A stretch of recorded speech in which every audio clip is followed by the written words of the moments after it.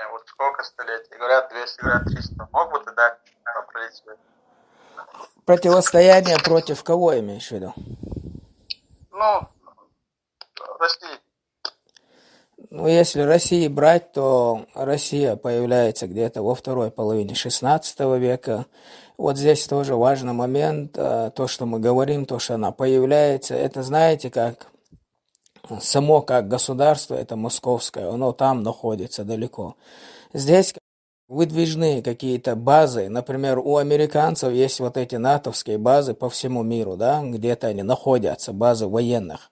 Но это же не считается территорией Соединенных Штатов Америки. Вот то же самое на Кавказе, вот этот город Терки, Сунжинский отрог, они еще говорят, как бы были такие две крепости, и вот это считается вот как появлением России на Кавказе.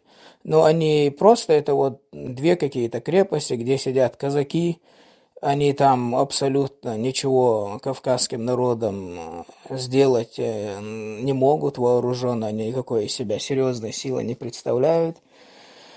Потом уже в 17 веке вот попытка такая происходит, с Астрахани еще приходит подкрепление, но их быстро на место сажают, они надолго забывают. И следующее такое серьезное уже, можно сказать, появление России на Кавказе, это вот поход Петра Первого. 20-е годы 18 века. Это вот, можно сказать, вот серьезное такое появление уже России. До этого это просто какие-то две базы, которые особо из себя ничего не представляют. Просто как представляют Россию на Кавказе. Поэтому вот с появлением Петра Первого можно считать вот уже серьезные такие крупные боестолкновения. Со второй половины 18 века, 1763 год, это Моздокская крепость, и вот эта Екатерина II, которая вот у них там, как у мусульман бывает, мы Иерусалим освободим, у православных точно такая же была тема, Константинополь освободим. И вот на этой волне активное уже именно завоевание Кавказа начинается. Вот геноцид ногайского народа, который первый пострадает. И так с этого начинается. Но это вот я такого мнения придерживаюсь. Кто-то говорит 400 лет, но вот это 16-17 век, это я больше считаю как знакомство, а вот уже вот как активное противостояние, это начало 18 века. Благодарю. Ассаламу алейкум. Валайкум ассаламу раматуллах. Валейкум ассалам.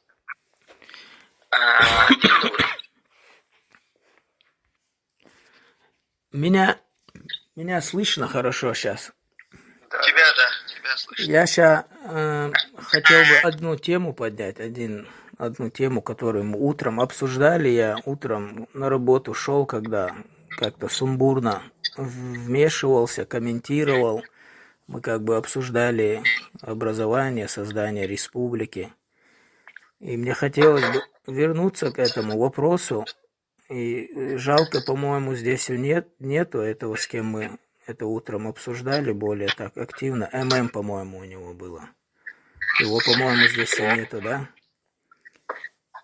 И я бы хотел бы как бы более развернуто ответить на этот вопрос, который мы утром обсуждали. И мне время нужно, если вы меня послушали бы, я надеюсь, потом и он придет, если он сейчас здесь не слушает. И я бы такой развернутый ответ хотел бы дать, вот что касается создания, образования республики. Давай. Начну я,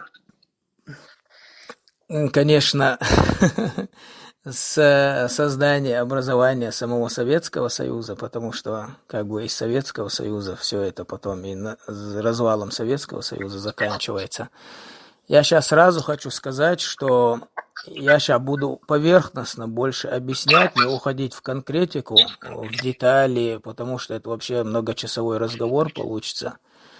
Хотя именно детали, они важны всегда бывают. Я сейчас постараюсь вот так в общем картину изложить. Я заранее как бы говорю, что я многое буду пропускать, проходить и что-то обобщенно просто рассказывать. Например, начинаем с февральской революции 17 года, когда как бы конец царской власти наступает. И февральская революция 17-го, ее можно считать такой либеральной, такой демократической, ну такой хорошей революцией, которая так без большой крови случилась. И были надежды, что вот тогда были надежды у России, может быть, она пойдет другим путем. Но в октябре происходит это, назовем ее Ленинской революцией, да, приход Ленинской партии к этой власти. И с этого начинается создание, образование этого Советского Союза. Если февральская революция когда была, и вот эта элита на Кавказе, еще воспитанная уже царской Россией, она еще надеялась на какую-то реформацию, автономию в составе Российской империи, то после Октябрьской революции и в январе, ну скажем, ликвидации этого учредительного собрания, которого все ждали, Горская республика, как бы, как мы знаем, провозглашает независимость и полностью берет путь на построение независимого Кавказского государства. В 1918 году большевики появляются и на Кавказе. Ну, если так, как на Кавказе говорить, можно эти микрофоны отключить, а то я слышу звук. Но ты можешь... Короче, и в 18 году вот эти большевики начинают появляться на Кавказе, начинается противостояние, но там как бы идет война, можно сказать, и против казаков, и против большевиков, и мы много раз этот вопрос здесь поднимали, что разделение какая-то... Ну, как бы кавказские народы бывают разделены и разобщены, и на разные части делятся. Какие-то верят большевикам, какие-то идут за Горской республикой, какие-то потом будут в союзе с белогвардейцами, которые появляются в начале 19 года. Это вот армия Деникина. И... Сейчас более постараюсь быстро проходить. Вот это 19, с начала 19 февраля по 20 год идет основные боестолкновения против этих белогвардейцев. И здесь важный момент. Большевики тогда особо силы и авторитета не имеют на Кавказе. Это вот обычно можно смотреть какую-то литературу коммунистов, они там говорят, съезд там горских народов, такой-то съезд, ну, делегаты, которые там участвовали, количество делегатов, кого они представляли, кто их уполномачивал, это сразу становится ясно, что нету такого большого авторитета или поддержки в общем населения Кавказа. И после армии Деникина с 1920 года начинается укрепление этой советской власти на Кавказе, но в Чечне вот в марте как бы Узун-Хаджи скончался, и этот эмират Узун-Хаджи, можно сказать, быстро деградировал. Но 6 мая снова происходит съезд у чеченского народа, и как бы соблюдается преемственность, заявляется о продолжении построении и образовании Эмирата и Кавказского государства, и начинается противостояние, вот сейчас я хочу это подчеркнуть, именно против советской России, против большевиков. Это вот съезд рядом с Антруа есть Кьечо-Кварт, это известное место, где обычно собирался съезд и какие-то решения выносил. И на этом съезде 6 мая было как бы принято решение продолжить борьбу, и попросили возглавить эту борьбу внука имама Шамиля, сына имама Шамиля Мухаммад Камила, но он вместо себя прислал своего сына, это внука Шамиля Саид Бей. И этот Саид Бей приехал в Тифлис в Тифлис его поехали, оттуда забрали. Это был мулла из этого же Туан-Тароя, Ахмад Бахаев, как Ганука мулла известный, Али Сайханов. Они его привезли туда, и он пошел оттуда в Дарго, как его отец, как бы начал в Дарго, сделал себе как бы резиденцию, скажем так. И вот этот год у нас с 1920 по 1921 идет именно борьба против советской власти. Вот идут активные военные действия, воюют именно против большевиков. В 21 году и Нажмудин Гацинский, в том числе в Дагестане, ведет это сопротивление, но в 21 году уже происходит ослабление, и большевики активно предлагают, почему большевики вообще получали какую-то популярность или поддержку на Кавказе, потому что они вот все, что хотели люди, они говорили, вот мы все вам дадим, вот все, что вы хотите, землю дадим, вы шариат хотите, шариат, ну вот на все бывает, ну вот все мы вам дадим. И в какой-то момент уже какая-то часть народа начала говорить, что давайте, если они нам и шариат, если они нам самоуправление, все оставляют, то, может быть, прекратим сопротивление. И хотя все это не поддерживают, в частности, этот Али Митаев, который мы знаем, он был против, он тогда говорил, вот когда в 21 году вот к этому решению пришло сопротивление, он был недоволен этим, он открыто говорил, что люди обманулись, что не надо верить этим русским, но так получилось. Что делают большевики? Они, чтобы немного притупить сознание, создают как бы аналогичную Горскую республику. Вот была Горская республика, созданная как независимая, а они как бы создают свою большевистскую, скажем так, коммунистическую. Потом ее сразу начинают на куски делить. Вот это просто обман, я сейчас не буду подробно вот так каждый этап, каждый промежуток объяснять.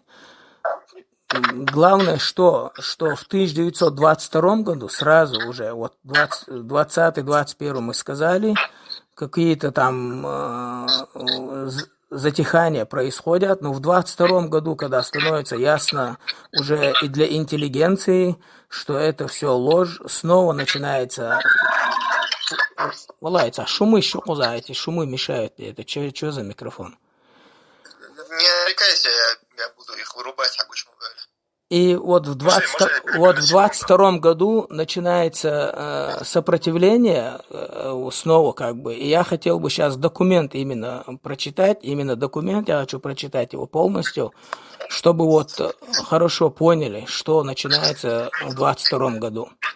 Я сейчас зачитаю документ. Это РГВА, фонд 25896, дело 285. Политическая обстановка и движение бандитизма в Чеченской автономной области, предшествование операции разоружения Али Митаевшим. На фоне возврата плоскостной Чечни к старым феодальным отношениям и расцвета анархии, к концу 1922 года по всей области начинается нарождаться одно из крупных политических движений в Чечне, известное под именем Али Митаевщины. Будучи наиболее умными и дальновидными представителями и всех боровшихся за власть феодальных фамилий, это я сейчас читаю документ коммунистов здесь, поэтому к терминологии я, наверное, надеюсь, все будут относиться с пониманием вот этой терминологии, которая используется. Шейх Али Митаев весьма быстро учитывает создавшуюся обстановку, используя анархию и бездействие советского аппарата, а главное, опираясь целиком на реакционное духовенство, он начинает собирать вокруг себя силы, якобы в целях укрепления власти, но в действительности для восстановления шариатской государственности. Такое собирание сил первоначально протекало путем вербовки мюридов и в заключении союза с менее активными фамилиями. В конечном счете дало Али Митаеву господство на плоскости. Затем национальная интеллигенция, являющаяся выходцами из нарождавшей торговой буржуазии, будучи также недовольной политикой горского правительства, выдвинула требования автономии Чечни и вошла в союз Али Митаева. как представителем единственной реальной силы, начавшей господство в Чечне в условиях непрекращающейся анархии. Поэтому в Чечне еще до выделения ее автономную область был выброшен лозунг «автономия и шариат», вокруг которого объединились плоскость и предгорье. Горы, уже заняты внутрипатриархальными противоречиями, на этот процесс реагировали мало, но вообще были настроены антисоветски, поскольку не получили от революции советской власти конкретных улучшений своего быта. В силу изложенного советский аппарат в тогдашней Чечне мог работать только при поддержке духовенства стариков, что в действительности имело место, придавая советскому аппарату совершенно несоветский характер.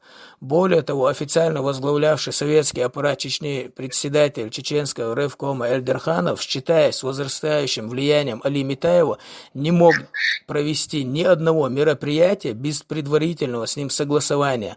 Советская власть была подменена Али Митаевщиной. Одновременно с этим мюридизм, как военная организация Али Митаева, достигла в 1923 году значительных размеров, распространяясь даже за пределами Чечни в Ингушетию, соблазняя горцев выгодами работы у власти и могуществом Али Митаева. Такая обстановка Чечни была своевременно учтена зарубежными контрреволюционными организациями, стремившимися установить через многочисленных агентов в горах свою базу.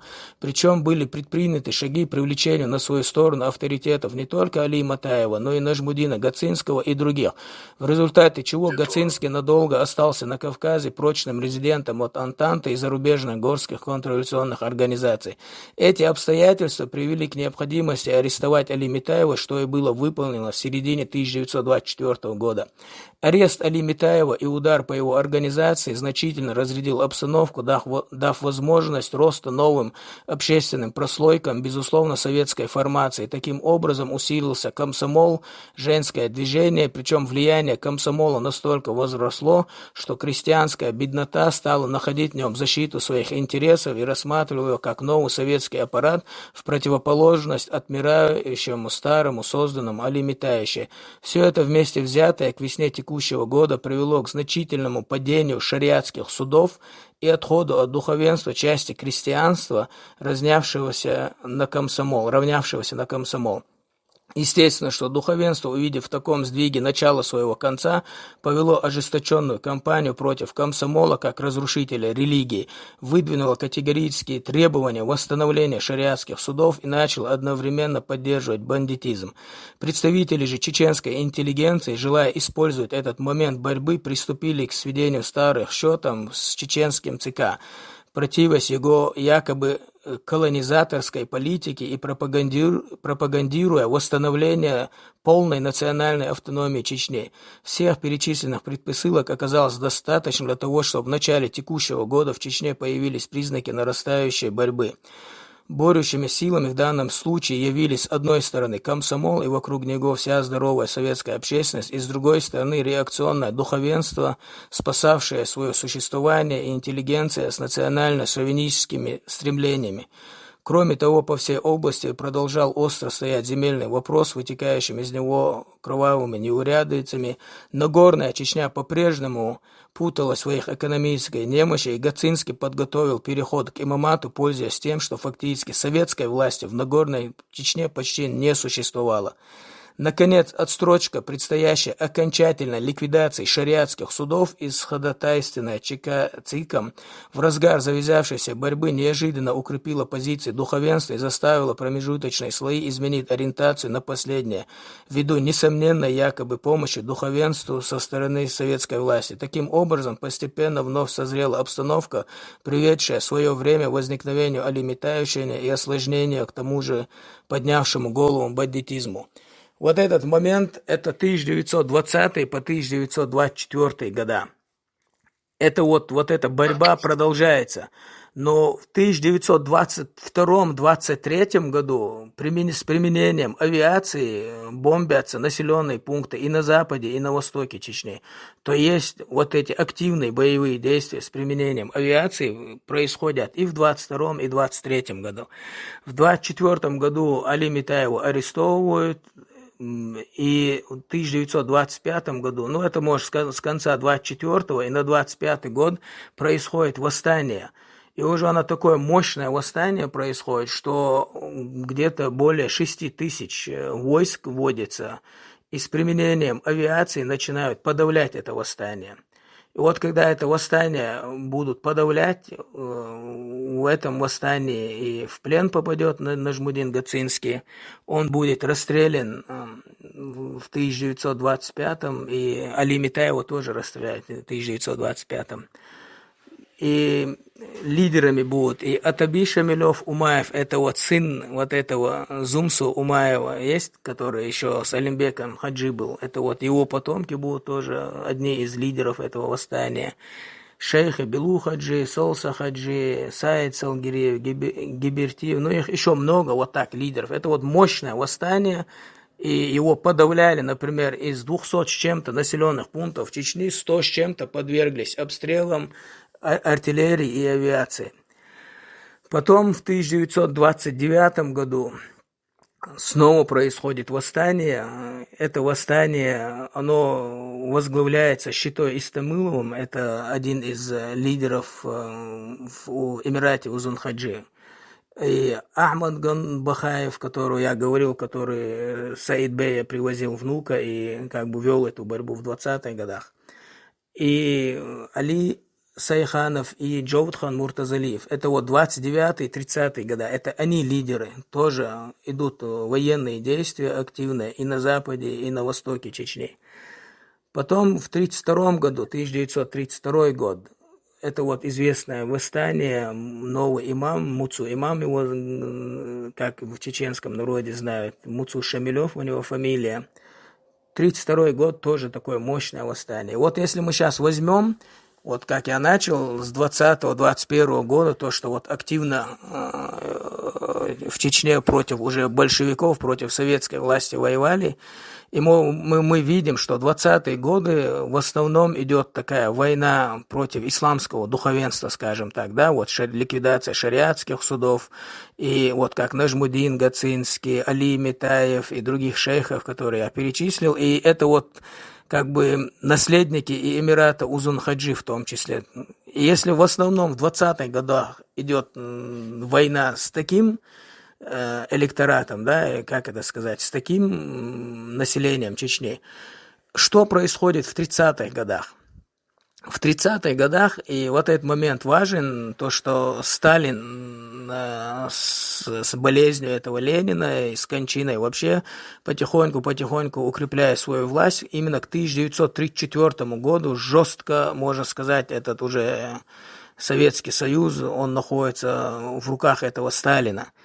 И вот эти моменты я сейчас тоже буду упоминать, потому что история Ингушетии и Чечни, она связана, она и там вот связывается, и в 90-х годах она имеет свою роль, как бы это нужно знать и чеченцам в первую очередь, и ингушам вот эту историю. В 1934 году вот эти репрессии, которые применяются по отношению уже к тем чеченцам, которые поверили большевикам, да, они были представителями этих коммунистов, большевиков, но к этому моменту с вот этой коллективизацией, раскулачиванием, они были не согласны с той национальной политикой, которую ведет Советский Союз, или вот эта сталинская команда в лице этого Сталина. Они начали выступать против, и уже их начали преследовать, арестовывать, и в принципе потом их начали и расстреливать. Это вот эти 30-е годы полностью все вот это вот большевистская, коммунистическая элита или власть именно в лице представителей чеченцев и ингушей была арестована, расформирована. И это вот Идрис Язиков для ингушей, я скажу, который очень почитаем. Он сначала был осужден, потом помилован, потом снова задержан, обвинен, и в конце концов его тоже расстреляли. И вот так много уже расстреливали и сажали тех, которые поверили. И, например, вот у нас то, что знают в народе известный Абдурахман Автурханов, который ушел в эмиграцию и много боролся против Советской России. Он, можно сказать, в те годы, в 20-е, в основном 20-е, и начало 30-х, с 34-го он уже тоже попадает под репрессии, можно сказать. Он как бы являлся представителем этой новой элиты большевистской и именно был из элиты. Вот если бы вот так все не прошло бы, он как бы стал первым номером или головой этой Чечено-Ингушетии, потому что именно был представителем красной элиты. Точно так же Хасана Исраилова возьмем, которого мы все знаем как борца против советской власти, но в то время, вот эти 20-е годы, до начала 30-х годов, эти люди были как бы коммунистами, большевиками, это были теми людьми, которые поверили. Тот же этот Майырбек Шарипов, брат Асланбека Шарипова. Вот именно вот эти люди, которые поверили коммунизму, поверили большевикам и надеялись, вначале верили, да, что эти люди именно что-то хотят и что-то благое принесут народу или Кавказу. Именно в 30-х годах, в начале 30-х годах уже к ним приходит понимание, что это всего лишь была маска, что это практически та же самая имперская царская Россия, которая в начале, когда была слаба, говорила и шариатские суды все позволяла, но по мере укрепления своей власти начала подавлять и религию, и национальное самосознание. Это не только в отношении чеченцев, ингушей, это делалось в отношении всех народов. Здесь я хочу это отметить, в том числе и против украинской национальной элиты, в том числе против грузинской национальной элиты. Это вот советизация, скажем так, началась, да, когда вот хотели стереть вот это национальное самосознание народов. Вот так мы приходим к концу 30-х. Восстания продолжаются в 40-м году именно, когда происходит реабилитация, помиловали Хасана Исраилова, предложили ему снова какой-то пост, вот это известно, я не буду это все зачитывать, это можно все в интернете читать, где он официально, можно сказать, объявляет, что осознал, что понял, что из себя представляет власть большевиков, и вот он будет выступать против нее и бороться. И начинается вооруженное противостояние против советской России уже с лидером Хасаном Исраиловым. Здесь важный момент, который нужно отметить. 1940 год, это примерно вот первые месяцы, январь-февраль, это вот тогда происходит. То есть тогда, когда Советский Союз действует в союзе с фашистской Германией, да? Вот этот момент запомните, он очень важен. Я сейчас и 20-е, 30-е годы рассказал, понятно, что никто советской властью был недоволен. Я сейчас не буду все документы зачитывать, но если вот то, что я даю информацию, я его даю очень обрезанно, коротко, поверхностно, в надежде на то, что это как бы проявит какой-то интерес у каких-то людей, и они будут дальше заниматься, изучать, и они будут более детально находить подтверждение всего этому. То, что именно, когда я говорю, что именно народ был против, если вы будете читать документы, которые многие рассекречены, они есть, вы будете видеть, что именно целиком население было против, и советская власть именно осознанно терроризировала, угнетала, уничтожала, и в этом я имею в виду, когда говорю, что нас завоевывали, Советский Союз нас именно завоевывал. И вот этот момент, 40-й год про Хасана Исраила, когда я говорю, снова к этому вернусь, это то время, когда Советский Союз помогает Гитлеру, потому что Вторая мировая война, мы как знаем, у Советской России начинается в 41-м, в июне, да, а на самом деле она началась 1 сентября 1939-го, да, вот это Советский Союз никогда не хочет на это акцентировать. Почему? Потому что он помогал вот этой фашистской Германии, Гитлеру всем возможными способами помогал. То есть в 1940 году вот это восстание чеченцев под руководством Хасана Исраилова, это, можно сказать, восстание против вот этого союза фашиста-коммунистов, да, потому что они тогда союзники. Это я для чего говорю? Потом, когда нас будут выселять, обвиняя в германофильстве, вот надо об этом знать, что мы еще до того, как Германия напала на Советский Союз, воевали против Советского Союза, союзника этой фашистской Германии.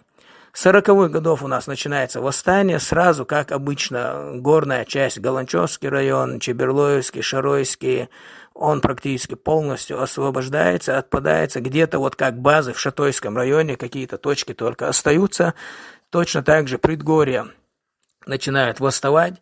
В 1941 году Майырбек Шарипов тоже присоединяется к этому восстанию, и это еще больше набирает обороты. И вот так в 40-е годы, 42-й, 43-й года, вот этот 42-й очень важный год, когда немцы к Москве, к Сталинграду шли, то в это же время советская армия активно применяла и авиацию, и войска на Кавказе, именно подавляя восстание Хасана Исраилова и Майырбека Шарипова. Активно применяла свою армию. Это тоже важно, вот я хочу снова к этому возвращаться, как мы находились с самого начала в этом Советском Союзе, мы находились в противостоянии, в перманентной войне. Потом наступает 44-й год, в 44-м году нас депортируют, в депортации до 49-го года у нас население все время уменьшается, мы вымираем. Вот это вымирание только прекратится к 50-му году. А до 44-го, по 49-й, вот эти 5 лет, если взять, вот даже по тем официальным, которые вот есть источникам, да, просто даже если опираться на них, 150 примерно тысяч умерло. Вот только за эти 5 лет население убывало. Вот, становилось нас все меньше и меньше. Это вот тоже последствия. Сама ссылка, депортация, она ужасна. Но первые 5 лет мы просто вымирали там. И вот если опираться даже на официальные источники, это более 100 тысяч людей в минус у нас ушло. В 1953 году этот Сталин умирает, начинается типа переосмысление, там критика этого Сталина. В 1956 году более обсуждение, в 1957 восстанавливают Чечено-Ингушетию. И чеченцы и ингуши начинают возвращаться домой на Кавказ. К 60-м годам, можно сказать, основная масса уже вернется. И вот теперь начинаем 60-е, 70-е годы. Начиная с 60-х годов, вот это люди, которые принимали участие и в Эмирате Узун-Хаджи, они еще живые, те, которые принимали участие вот в этих восстаниях в 20-х годах, они еще живы. Например, в частности, я сейчас пример приведу, вот известная личность нам Шамиль Басаев, да, его дедушка Исрапил служил именно, воевал в Эмирате Узун-Хаджи, его родственники были участниками и воевали в Эмирате Узун-Хаджи. В 60-х годах они живы, какие-то родственники, они активно выступают против советской власти. Эти встречи происходят, и они, знаете, как происходят? Вот это вирдовое братство, оно как бы способствовало тому, что были как бы маленькие партии, или современным, если жаргоном выражаться, это были как бы джамааты, да, где какой-то узкий круг собирался, и они друг другу верили, и откровенно вели какие-то беседы, обсуждали, и в частности обсуждали вот, разные новости международные, то, что Радио Свобода передавало. Встречались, обсуждали, вот, говорили, вот, что можно сделать, или снова подняться на восстание. Это вот в 60-х годах уже есть. Я сейчас не хочу вот полностью фамилии, все более подробно в 60-е годы уходить. В 70-е годы это еще активнее. Почему? Потому что появляются студенты, которые получают образование, уже формируется как бы новая, можно сказать, элита.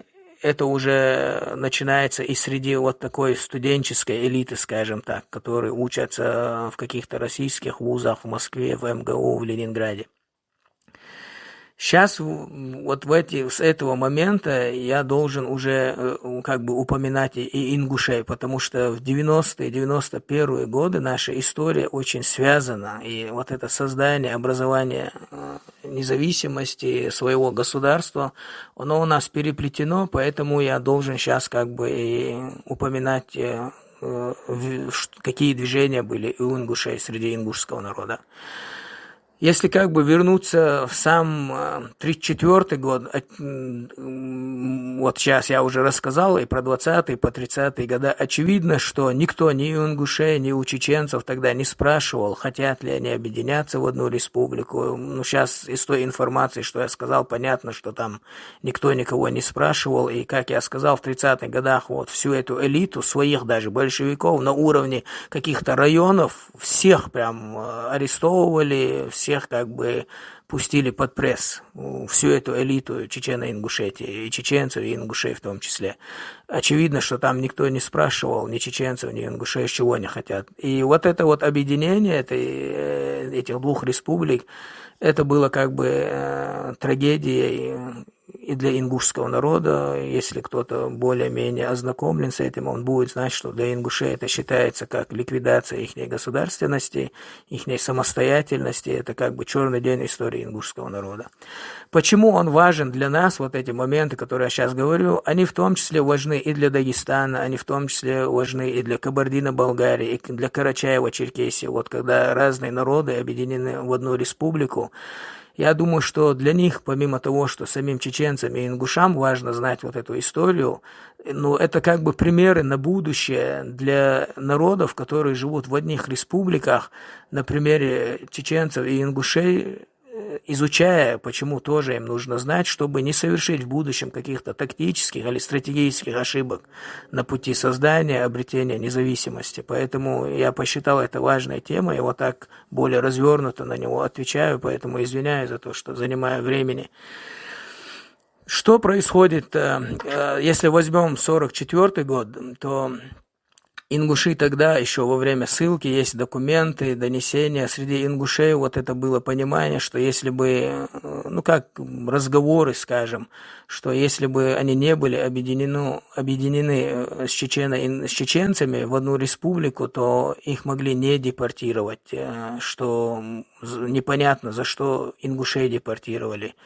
И если бы они были отдельной республикой, возможно, это их не постигло бы. Я что хочу сказать, вот это понимание, насколько это трагедия для ингушей, и 34-й, в том числе и 44-й.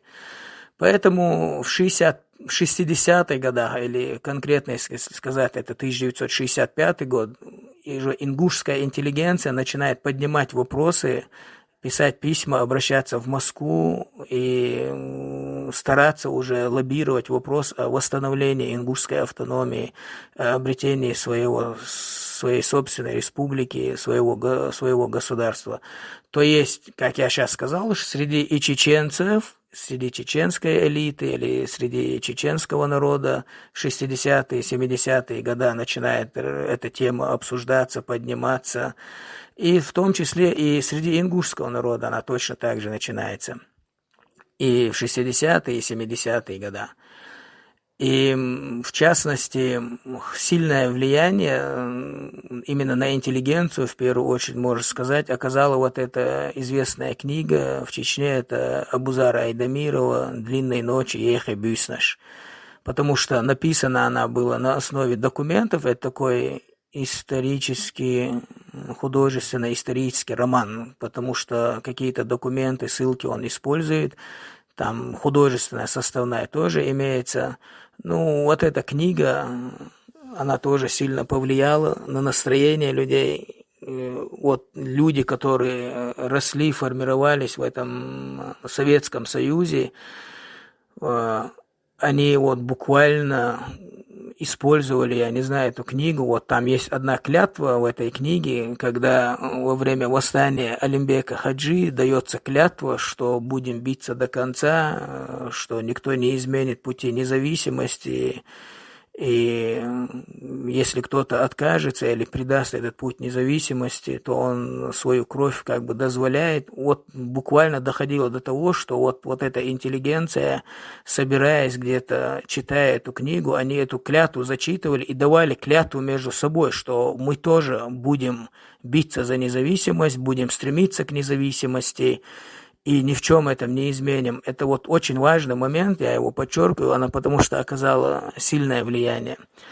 Вот так мы проходим, например, 1972 год, сейчас я здесь акцентирую снова на ингушах, начиная с февраля по ноябрь активно снова активируется ингушская элита. Она пишет письма, обращается в Москву, детально объясняет свои проблемы, объясняет, что образование этой Чечено-Ингушетии, объединение в одну республику, что очень трагически и очень негативно, отрицательно отражается на ингушском народе, что это как бы ущемление национальности ингушей, и они просят восстановления автономии. В том числе ингуши тогда обращаются, обосновывают и просят восстановить свою автономию, свою государственность. Именно из-за того, что прошел вот так 1972 год, в 1973 году вот эти известные митинги, которые были, когда ингуши вышли на улицы Грозного и активно митинговали, требуя восстановления справедливости, но тогда они не были услышаны. И я сейчас знаю, что я вас задерживаю, постараюсь быстрее рассказывать. Короче, переходим к 80-м годам. В 80-х годах возникают разные чеченские организации, как бы более формируются уже какие-то группы, которые к концу 80-х будут сливаться в одно движение. В конце концов это превратится в Войнавскую демократическую партию. На 88-89 годах активируются ингуши и проходит съезд ингушского народа в 89 году, где уже снова официально на основе вот этого съезда ингуши провозглашают стремление к восстановлению своей автономии. Потом наступает 90-й год. 90-й год – это важный год, как мы сказали, с весны начинается уже вот эти разные, издаются законы в Советском Союзе, которые 26 апреля, вот этот известный закон, когда принимается, что автономные все республики переводятся на уровень союзных республик. Ну, это такая реформация была, попытка сохранить Советский Союз.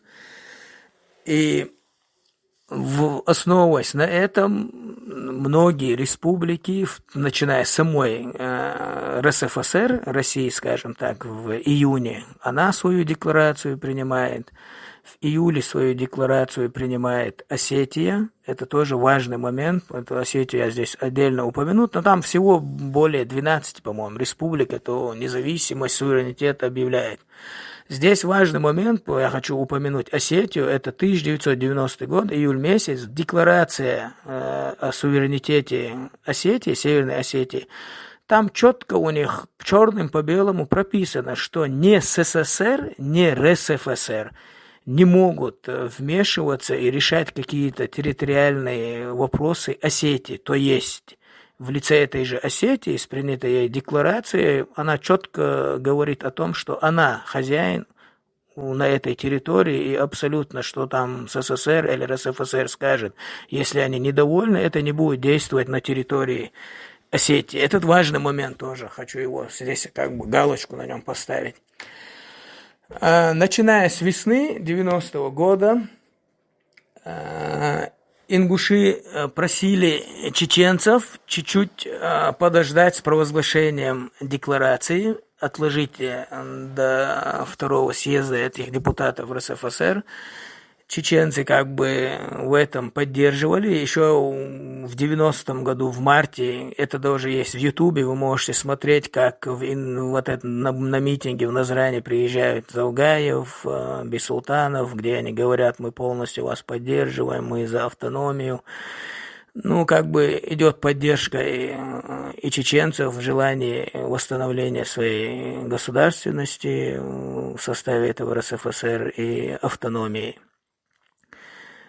И вот так как бы откладывается декларация чеченцев по просьбе ингушей, но в конце концов происходит этот съезд в ноябре, 23-25 ноября 1990 года, съезд чеченского народа, где провозглашается независимость, принимается декларация, 26 на 27 ноября Верховный Совет ЧССР ее принимает, и провозглашается независимость. Здесь важно отметить, что съезд был чеченского народа, и чеченцы, здесь эти видеосъемки тоже есть в интернете, можно видеть, как они скандируют «Нохчичу», что на съезде, конечно, речь шла о чеченском государстве, но так как это была Чечено-Ингушетия, то именно посовещавшись и с ингушскими депутатами, придя с ними к согласию, взаимопониманию, Верховный Совет провозглашает независимость Чечено-Ингушетии. Вот это важный момент. Вот с 27 ноября чеченцы и ингуши, или Чечено-Ингушетия, она становится независимым суверенным государством. Она уже не находится в СССР, она уже не находится в РСФСР. По всем законам, по всем правилам международного права на самоопределение народов, все нюансы соблюдены. И они признаются. Они признаются так, как мы потом увидим, что в марте 91-го вот это будет референдум, хотят ли сохранить Советский Союз, и будет одновременно референдум по РСФСР, там должность президента. И если вот эта верхушка Верховного Совета ЧССР еще соглашается на союзное, что да, мы готовы подписывать союзное, то вот эти выборы президента или сначала введение такой должности президента РСФСР, они вообще как бы не признаются и на территории Чеченской Республики как минимум не проводятся, но на территории ингушей пытаются провести вот эти какие-то референдумы, ну именно считая себя частью РСФСР. Почему? Потому что ингуши не хотели обретать независимость, и они хотели просто восстановления своей автономии в составе РСФСР. Теперь мы в 91 году это уже упомянули, да, что Чечено-Ингушетия является независимой полностью. Это признается и СССР, это признается и РСФСР. И здесь только речь стоит о том, что надо подписать вот этот союзный договор с СССР, если СССР сохраняется. А РСФСР вот в марте, в конце марта, когда Ельцин приезжает, по Кавказу проходит, и он именно как председатель этого РСФСР, этой Российской Федерации, он просит и спрашивает, а подпишете ли вы федеративный договор? То есть и там Ельцин или РСФСР, Российская Федерация, признает, что Чечено-Ингушетия является уже отдельным независимым государством. В противном случае она не говорила бы, а подпишете ли вы федеративный договор, если считала бы, что мы находимся в Федерации России. Это вот этот важный момент, который вот сегодня утром мы обсуждали, когда говорили про референдум. Я не знаю, этот ММ здесь находится в данный момент. Итак, идем дальше. Здесь мы это закрепили, что никакого федеративного договора мы с Россией не подписали и отказались. И вот в этот момент именно происходит раскол. Я уже говорил, снова повторюсь, много раз об этом говорил. То, что в апреле представители Войнавской демократической партии ОКЧН, скажем, они сначала идет делегация, которая старается Завгаева поддержать, сказать: не спасавай, не сдавай назад, мы стоим за тобой. Потом в конце мая непосредственно Джоухар сам встречается с Завгаевым и точно так же ему говорит: не сдавай назад, мы за тобой, идем до конца. Ну, там уже Завгаев проявляет слабость, это уже чувствуется, что сомнения у него закрадываются в голову. Поэтому 8 июня 1991 года происходит второй съезд чеченского народа, который как Конгресс чеченского народа известен, и там создается учредительное собрание, которое вот уже начинает как бы параллельно создавать государственную систему. Здесь были обвинения в адрес Верховного Совета ЧССР. Почему? Потому что с 27 ноября, как мы провозгласили суверенитет, нужно было как бы проводить выборы, создавать новые органы власти, ну как бы формировать уже по-новому государство. Но это не предпринималось. И именно поэтому возникли сомнения, способна ли эта элита идти до конца. Поэтому 8 июня создается учредительное собрание, где уже начинают обозначаться, что должны быть проведены выборы, избрание президента, парламента. Ну, как бы начинается вот этот путь. Вот здесь у нас раскол как бы происходит. 20 июня у нас 8 июня этот происходит ОКЧН, 20 июня вот эти депутаты Ингушетии точно так же принимают эту декларацию, но она как-то у них в воздухе зависает. Потом у них это повторится уже 15 сентября. Будет повторное провозглашение и как бы восстановление автономии в составе РСФСР.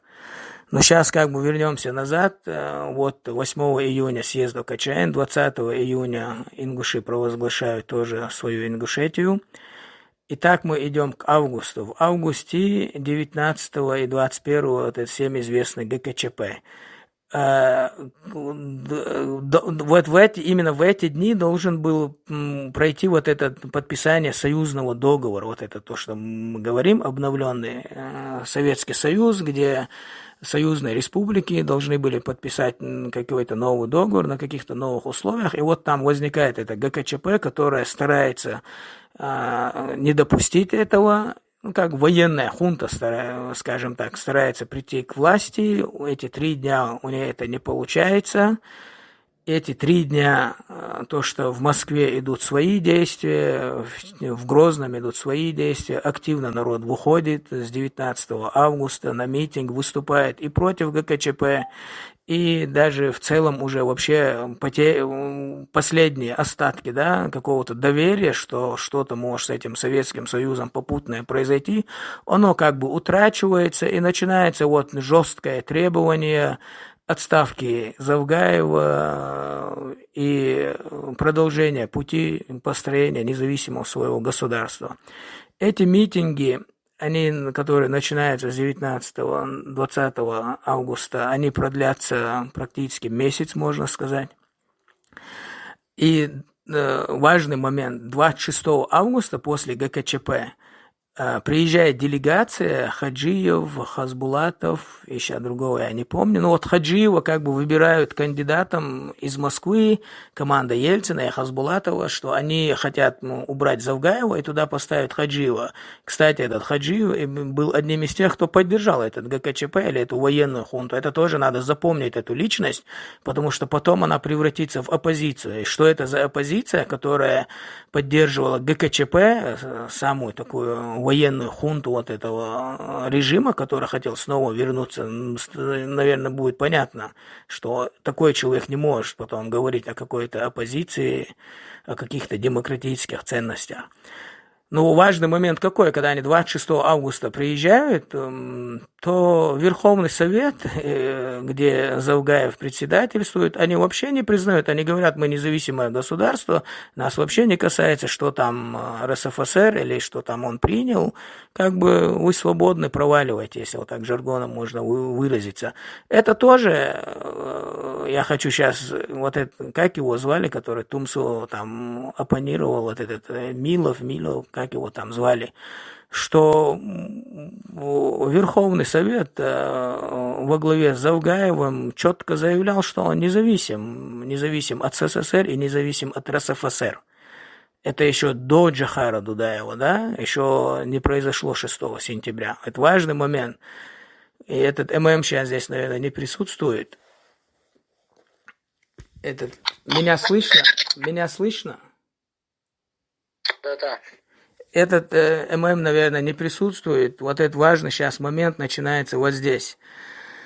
6 сентября, еще важный момент, 26 августа вот этот Верховный Совет продолжает свою работу, да, они там определяют, вносят поправки в Конституцию, вводится вот этот пост президента, обсуждают вот, что должны пройти выборы президента.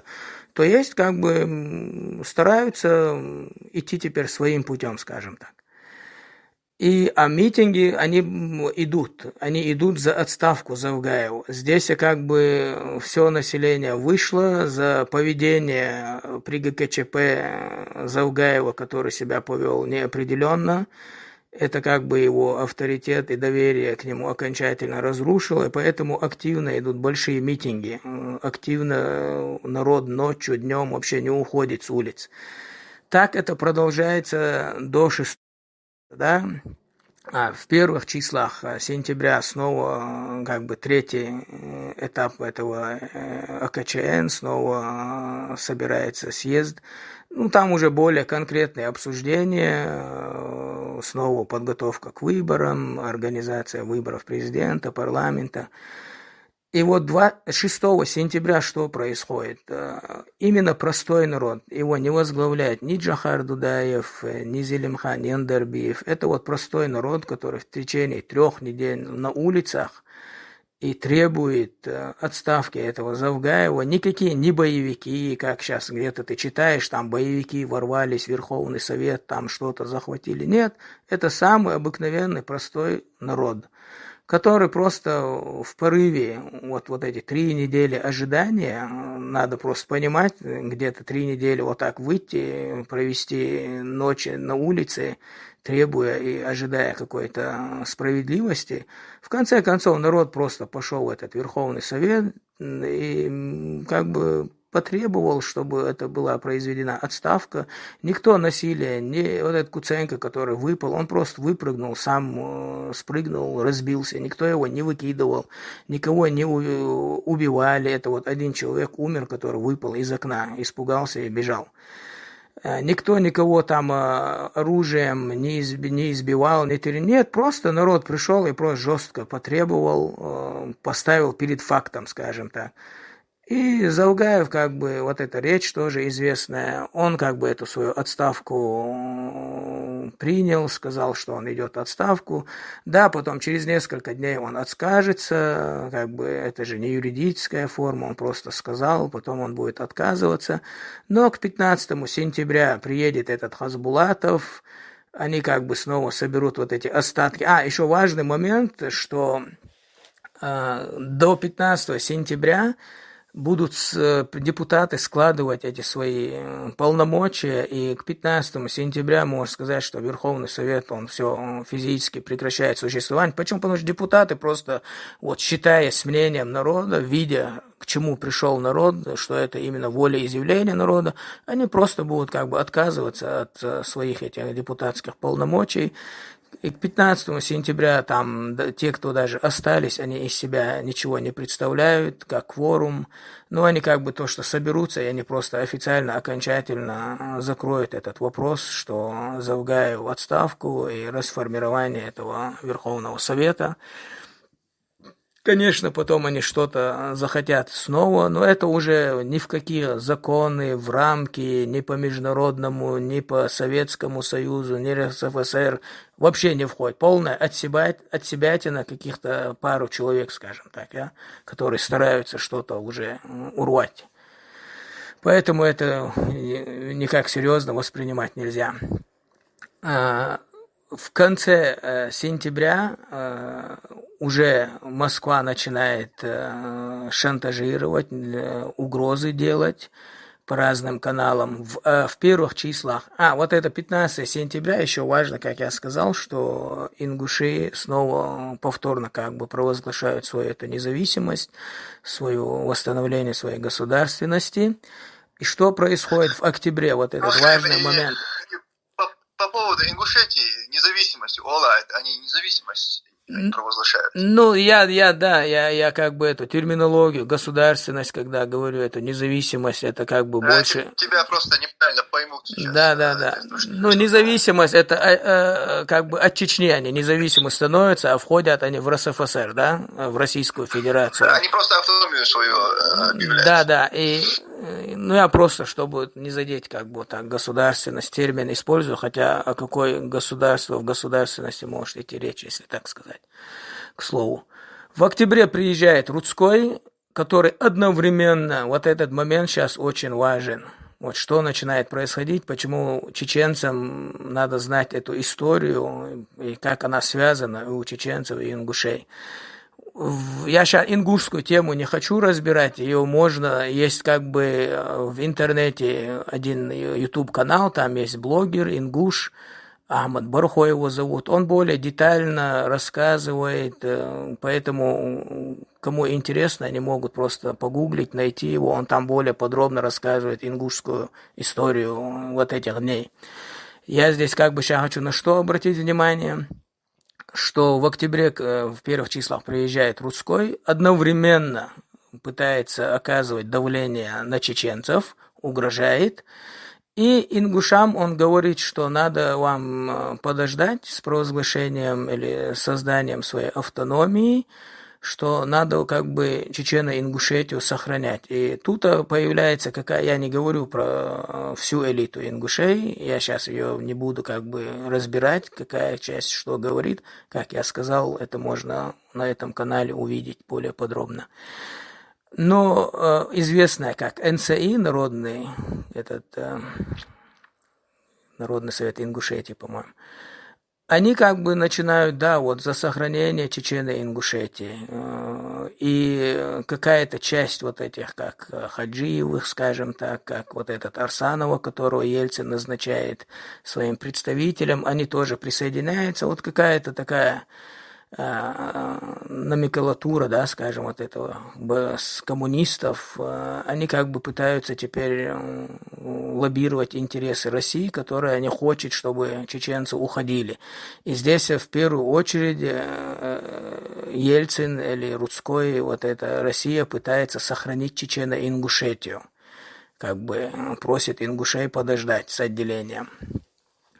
Ну, мы идем к этим выборам президента и парламента 27 октября. Мы проводим выборы президента. На выборах президента изначально было, по-моему, 6 претендентов, помимо Джохара Дудаева, в том числе этот Аслаханов, Айдамиров. Но как только вот этот жесткий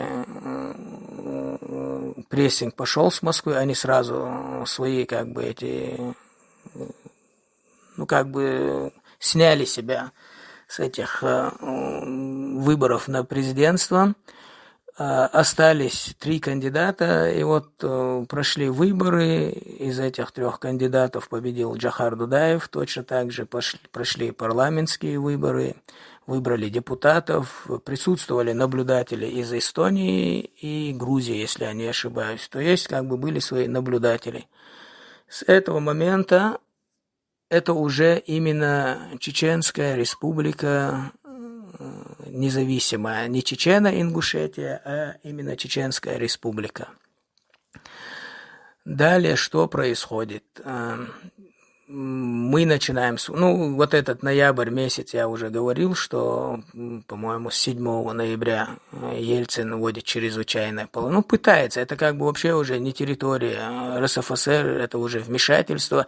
И здесь я снова хочу напомнить про августовские события, когда приезжает вот эта делегация от Ельцина, и в лице этого Хаджиева, где Верховный Совет и Завгаев тоже жестко дают понять, что мы независимые, и нам не указ ни РСФСР и ни СССР. Это я сейчас хочу снова подчеркнуть, что здесь не именно Джохар что-то как-то там делал, начинал, что эта независимость, она была признана и очевидна для Ельцина еще тогда, в бытность Верховного Совета ЧССР. Поэтому здесь уже полное вмешательство в дела независимого государства. Это вот первая такая попытка России вооруженным путем. Она 7 ноября вводит, как бы провозглашает, скажем так, вводит, куда она ведет, чрезвычайное положение, вылетает вот этот десант из Москвы, который должен был прилететь, там всех разогнать, взять, арестовать Джохара Дудаева и типа закрыть эту тему. Десант приземляется в Ханкале его, можно сказать, разоружают, но потом оружие вернут, их потом отпустят по просьбе, хотя могли и не отпустить, и там уже закончить все с ними. Далее мы идем я сейчас вот так поверхностно иду, 92 год, 31 марта, попытка военного переворота, захват телевидения, где именно уже представители так называемой вот этой оппозиции, которые были вооружены именно Россией, убивают 2 человек, которые были охранниками в этом здании, пытаются захватить это телевидение, потом туда выдвигается простой народ, и еще они открывают огонь, убивают одного пожилого старика. Это есть даже фотографии, если вы будете интересоваться, смотреть. Вот как простой народ просто идет к этому телевидению, они оттуда открывают огонь. И это 31 марта, именно тот день, когда Россия снова требует подписать федеративный договор. 31 марта 1992 года Россия как бы признает, что мы не находимся в РСФСР, мы не находимся в России. Это как бы кнут и пряник, или там пряника даже нету, это вот как бы угроза, да? Одновременно с этим захватом телевидения они еще хотят, чтобы мы им федеративный договор подписали. Мы, конечно, никакой федеративный договор им не подписываем, мы жестко их ставим перед вопросом вывода оставшихся войск с нашей территории, потому что становится очевидно, что Россия переходит к каким-то провокациям военным. И в июне 92-го последние вот эти советские войска, которые у нас появились в 2020 году, они покидают нашу территорию в июне 92-го года. И в июне 92-го года провозглашается, вот как бы когда для России становится очевидно, что никакой Чечено-Ингушетии им не удастся сохранить, потому что очевидно, что и ингушам не хочется в этой Чечено-Ингушетии жить, им своей автономии хочется. Чеченцы тоже показали и показывают, что этот номер не пройдет. И Россия становится перед фактом, и только в 92 году, в июне, она этот свой закон или указ принимает и провозглашает вот эту Ингушскую республику в составе РСФСР. Без конкретики. Вот провозглашена Ингушетия, ни границы не определены, ни парламент, главное, нету никакого парламента, они не делают, это именно Россия не делает. Вот этот вопрос, он важен для самих ингушей. И сейчас я более хочу и ингушам на это акцентировать внимание, что Россия абсолютно не собиралась изначально ничего давать ингушам. Все она врала, и про пригородный район врала. И вот даже в 92 году, в июне, она как бы провозглашает конкретно каких-то действий. Вот сейчас надо провести там выборы, создать парламент, президента избрать, определить эту территорию, потому что пригородный вопрос остается же. Здесь надо конкретно решить с этим пригородным. Нет, Россия не делает этого ничего.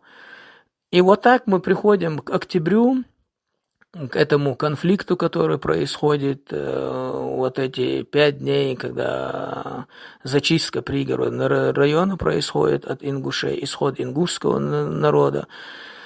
В это же время самое интересное, что в первых числах ноября почему-то армия России начинает вторжение в Чеченскую республику, на территорию Чеченской республики. Конфликт происходит в пригородном районе, а армия начинает заходить в Чечню. Это вот была провокация. Хотели, чтобы чеченцы активно вмешались в пригородный район, и тогда для наведения порядка, и тогда еще можно было бы для России восстановить Чечено-Ингушетию, потому что по факту еще ничего нету, как бы Чечню они не признают, Ингушетии конкретно ни в лице парламента, ни президента, ничего нет. Это уже мои такие мысли, мои такие выводы, что если бы эта провокация удалась, возможно, они лелеяли надеждой, что они смогут восстановить эту Чечено-Ингушетию.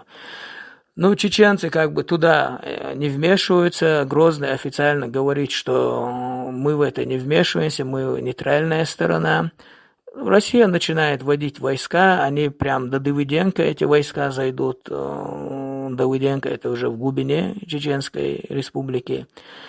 Но военный конфликт удастся избежать, частично эти войска отойдут. И вот так по факту образуется как бы и Ингушетия, когда и пригородного района они лишаются, с этой стороны у них образуется граница с Чеченской республикой, потому что войска там становятся. И в этом же 92 году уже переходят к другим методам, начинают стараться угрожать или развращать, совратить представителей парламента Чеченской Республики. Приезжает Шахраев в Грозный, старается вести какие-то переговоры, хотя те, которые участвовали в этих переговорах с чеченской стороны, депутаты, они потом отказывали, что они подписывали какое-то разграничение полномочий, что об этом речи не шло. Ну, Россия это выдавала в СМИ, что вот происходит разграничение полномочий между субъектом и Москвой.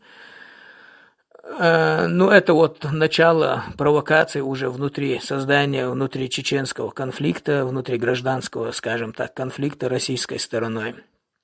У нас начинается кризис парламентский. У нас и в 92 году кризис как таковой начался. Были свои проблемы и внутренние с ситуацией криминала, политические проблемы, и поставленные Джоухаром министры были неудачными, они занимались коррупцией, воровством, разграблением. Парламент, что у нас еще проблема была, что вот эта конституция, она у нас тоже неудачно получилась. В каком плане? Что не было понятно, кто главный, или парламент главный, она так написана, или президент главный. Парламент старался в своих руках власть концентрировать. У президента тогда ничего не получается, какую роль он должен играть. Такой кризис у нас уже с 92 года начинается. Именно в этот кризис, можно сказать, вмешивается Россия, уже старается как бы играть на этом. В 93-м в начале у нас начинаются уже сильные такие противоречия, противостояния в парламенте между депутатами и между кабинетом министром, да, в лице, во главе с этим Джохаром Дудаевым. Постепенно эти провокации нарастаются, и этот парламент, он хочет провести референдум. Вот этот момент, который я утром сказал, потом я подумал, я там про референдум сказал, что да, его можно было бы провести, чтобы там юридические какие-то нюансы соблюсти. И потом я подумал, может быть, меня неправильно поняли, потому что это референдум, это не касался референдум независимости. Почему? Потому что вот я сейчас вкратце, можно сказать, в общих красках обрисовал, да, как этот Советский Союз на нашей территории появился, как мы встречали этот Советский Союз, как у нас вот эти первые 20 лет, 20 с лишним лет прошли в Советском Союзе в противостоянии, в войне, как они нас потом депортировали, как мы возвращались, и они нас всякими путями ущемляли. Я родился, вырос, я помню начало 80-х годов, конкретно ущемление. Мы, будучи в своей республике, в своем городе, в этом Грозном, мы были как бы людьми там второсортными, третьесортными. Прям вот эта ксенофобия по отношению к чеченцам, она вот просто пропитана была. Мы, будучи у себя дома, были не хозяевами, запрещали вот это всем известные факты, что нельзя было на своем языке говорить ни в трамваях, ни в школе. Я учился в 11 школе, меня учитель указкой бил, если я начинал что-то по-чеченски. И то я просто, у нас была одна девочка в классе только чеченка, и я просто вот чеченка, что-то хотел ей сказать, говорите на человеческом, на каком языке говорите. Вот такое отношение было. И оно было повсеместно, по всей республике такое. То есть, вот в таком состоянии мы жили в этом Советском Союзе, вот в таком состоянии мы пришли к распаду этого Советского Союза, вот в таком состоянии мы и проводили этот съезд, и принимали эту декларацию независимости, потом объявляли повторную как бы именно независимость уже с окончанием Чечено-Ингушетии, именно чеченского государства, проводили эти выборы. Эти же выборы президента, выборы парламента, в которых участвовал народ, избирал и президента, это снова и снова волеизъявление народа, начиная с Чеченского съезда 23-25 ноября 90 года. И вот к избранию президента и парламента, это же тоже волеизъявление народа, что он хочет свою государственность, что он за независимость. Поэтому о каком референдуме говорит этот домашний Хоси Юрт, я не понимаю, о чем они говорят. Вот этот референдум в 93-м году, на который я согласился утром, когда я сказал, да, вот, чтобы там все точки, этот референдум, он чего касался? На референдуме было 3 вопроса. Доверяете ли вы президенту? Довольны вы ли парламентом? И 3-й вопрос, если я не ошибаюсь, нужна ли нам президентская республика или президентская власть, как бы не лучше ли будет парламентская? Ну, как здесь в Европе мы наблюдаем, да, здесь как бы не президенты бывают, ну, например, в Германии, в Австрии, скажем, президенты здесь такую власть не имеют в руках. Наподобие этого. Вот эти 3 вопроса были. Вот этот вот референдум, если бы это не было бы провокацией, вмешательством именно российской стороны, да, его стоило тогда провести. Это просто для нас, для внутренней чеченской политики, он нужен был тогда, чтобы вот сегодня, как обычно хотят этим козырять, чтобы этого не было, вот чисто для внутренней, не в вопросе, независимы ли мы или хотим, нет, это вот просто, чтобы обновить вот это вот доверие к власти самой, не к вопросу независимости государства, а к самой власти. Да, это можно было бы сделать, если бы не вмешивалась Россия. Но так как Россия активно вмешивалась, не было возможности этого провести, поэтому официальная власть в лице правительства во главе с Джохаром Дудаевым были против, и в том числе народ его поддержал. Это точно так же можно видеть на видеосъемках, как народ выходит и поддерживает своего президента. То же самое, наглядное волеизъявление народа. И вот то, что все это провокации, становится очевидно, как с августа 93-го года уже более такая нескрытая начинается поддержка России, так называемой оппозиции. Туда приходят ФСК, тогда было работники ФСК, я их по фамилии могу называть, но я сейчас не буду их перечислять, которые как бы начинают создавать так называемую оппозицию, создавать отряды, возглавлять их и вести вооруженную борьбу внутри чеченского государства. Это Натеричный и Урус-Мартановский район. Постепенно происходит накаление, применяется в 1994 году авиация, прилетают самолеты, вертолеты, бомбят. И Россия хлопает глазками, не знает она, что за самолеты, что за вертолеты, как зеленые человечки в Крыму. Важный момент, который мы проскочили, это 93-й год, октябрь, вот этот переворот, который произошел в Москве, расстрел Белого дома, потом вот эта конституция так называемая у России. Куда, вот смотрите, мы же говорили, помните, про 91 год, весна, когда союзный договор, референдум о сохранении Советского Союза, и референдум РСФСР, вот это пост президента говорилось, чеченцы не участвовали, именно не участвовали чеченцы, в том числе в лице Верховного Совета тогда.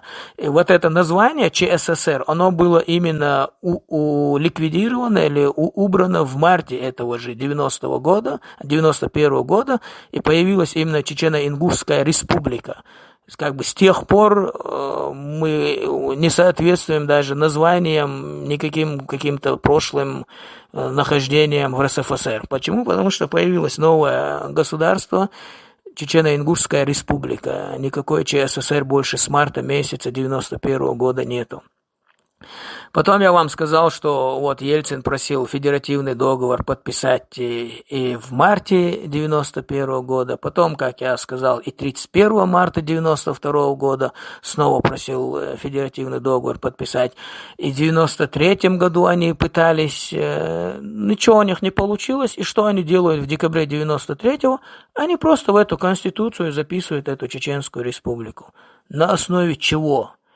Вот на основе чего это делала Россия, здесь надо вопросы задавать. Она референдум провела, спросила чеченский народ, или какие законы международного права она в этом соблюдала, когда просто от балды взяла и какое-то независимое государство записала в свою конституцию. И потом, именно опираясь на это, что она вот так взяла, односторонне записала себе в конституцию, она как бы, считая, что на законных основаниях, она вторгается в Чеченскую республику Ичкерия и пытается навести конституционный так называемый порядок. Что это было? 2 войны я сейчас рассказывать не буду. Я на этом остановлюсь. Прошу прощения за то, что вот так долго рассказывал. Надеюсь, этот ММ здесь присутствует, или кто-то ему потом передаст вот этот рассказ. Поэтому никакого референдума после избрания президента Джохара Дудаева и парламента не нужно было нам ни в 92-м, ни в 93-м, ни в 94-м году. И тем более не в 97-х, 98-х годах. Поэтому волеизъявление чеченского народа, оно нам известно, это независимость, своя государственность, и в данный момент мы находимся под оккупацией. Поэтому это волеизъявление, оно сохраняется и считается, а все, что принято под оккупацией, оно вообще ни по каким международным законам не признается. Этот референдум 2003 года, который проводила эта Россия, он не признавался нигде, его никто не признавал, я имею в виду в мире, и в той же Чеченской республике. Все, я закончил, если есть вопросы, могу ответить. Муслим, самый момент, 26 ноября, 2 недели до ввода войск, вот этот штурм Грозного тоже был. Был еще 15 октября попытка, которая не удалась. Еще Это Кантемировская. Да, это как бы, это как бы у них не удалось. 26 ноября так называемая оппозиция в кавычках с этими военными Кантемировской дивизии. Ну, мы это знаем. Вот они вторглись, у них это закончилось неудачей. И через 2 недели они официально уже открыто 11 декабря начали свое вторжение. У меня такой вопрос, Муслим. Вот когда либералы пришли именно после путча, вот в этом ГКЧП. в Москве, когда они пришли, им помогали писать конституцию как раз-таки те же американцы. И именно когда писали эти Или ты 93-й год говоришь, по-моему, да? В октябре. Да, когда как раз-таки они помогали писать эту конституцию, американцы, они именно в этот момент и вносят Чеченскую республику. Как американцы подставили Украину, помнишь, с этим ядерным оружием, короче. Да, вообще американцы хотели и уговаривали Украину остаться в составе российской, уже Российской Федерации. То есть она в прямом смысле заинтересована была Америка, чтобы страны, имеется в виду, не разбежались. А сейчас... Так это Америка во всем виновата. Нет, в том все. Я не об Америке, я не об этом говорю. Я говорю, что есть люди, которые сейчас кричат, там где-то в Гамбурге, слава, как это, Боже, храни Америку. Слава КПСС. Нет, как раз таки Америка и помогала им сохранять, точнее, Российская Федерация помогала таким масштабным образом и в банковской системе, и в правовой системе, и, короче, во всех делах. И мне вот так вопрос, Муслим, что ты знаешь об этом? Вот это вот то, что она как конституцию там писать, это я не знаю. А вот в общем то, что помощь оказывалась, то, что наш выбор, нас игнорировали, это очевидно, это понятно. Нас же не признавала ни Америка, ни Европа, все боялись этой России. И не хотели, я придерживаюсь такого мнения, что они и не хотели такого развала. Это мы можем даже видеть, вернемся в тот же 18-19 года, после Первой мировой войны, когда вот эта Антанта, она не хотела развала Российской империи, вот это именно Англия и Франция в купе, да, они не поддерживают Горскую республику. Абсолютно. Они поддерживали эти Деникина, белогвардейцев, да. Они там тогда Англия свое лицо тоже показала. Как вот эти вопросы, они важны. Вот нам кажется, Первая мировая война нас не касается, она вот очень сильно нас касается. Вот как закончилось, итоги этой Первой мировой войны, они нам сильно аукнулись, конкретно аукнулись. И тогда Россию как бы на место ставили, она тоже в кризисе была.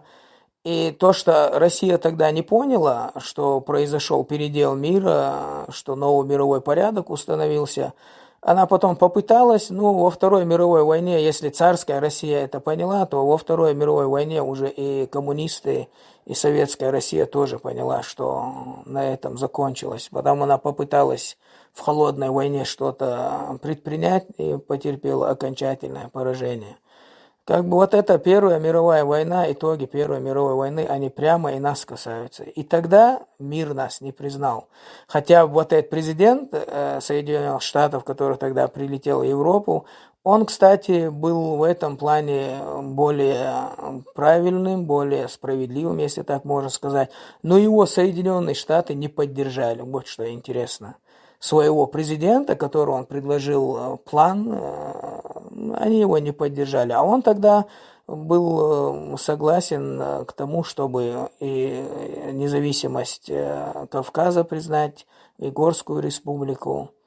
Но случилось то, что случилось. Вот так вот Первая мировая война, она вот нас вот так прямо касается. Поэтому мне просто всегда был этот вопрос интересен. В этот период времени как раз Россия полностью по швам трещала. Если бы не поддержка Европы и Америки, она тупо развалилась, осталась бы одна Москва. Но ей просто максимально, как можно сильно помогли.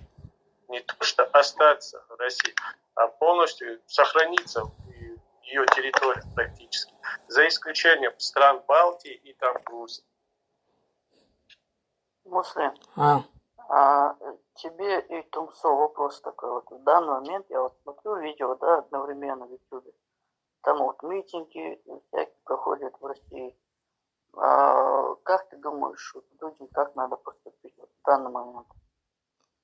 Ты говоришь сейчас? Кому? Кавказцам поступить?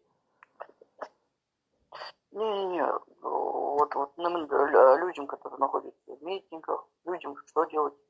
И вообще мне не интересно, если честно, что там происходит. Мне чисто вот кавказцы интересны. Кавказцам ничего делать не надо, абсолютно. Просто надо ждать. Да, пусть сама Россия разбирается. Я думаю, что кризис там будет набирать обороты с вот этими так называемыми выборами. Мы видим, что это произошло. Я надеюсь, что этот кризис углубится. Нам просто надо ждать, на берегу сидеть, пока по реке эти трупы поплывут. Ну, да, видно, что они такие схватились все, они даже про Навального там что-то говорили. Муслим, салам алейкум. Ва алейкум ассалам рахматуллах. Муслим, очень интересно тебя слушал. На самом деле, молодец, такой познавательный, экскурс сделал в историю, спасибо. У меня единственный вопрос есть. Вот эти Хасавюртовские соглашения, да? Да. Они на самом деле очень важные, да, были? Как бы карт-бланш такой взяли у России. Вот у меня вопрос такой, почему не смогли, да, вот за это время, до Второй Чеченской войны, вот сохранить как-то, укрепить, Ичкерию? В чем проблема? Это, получается, не было консолидации, да? Очень хороший вопрос. Я думал, переходить на эту тему, не переходить на эту тему. Спасибо, что ты этот вопрос задал. Я сейчас не буду углубляться, потому что это уже отдельно большая тема, но вкратце скажу. 6 августа освобождение Грозного.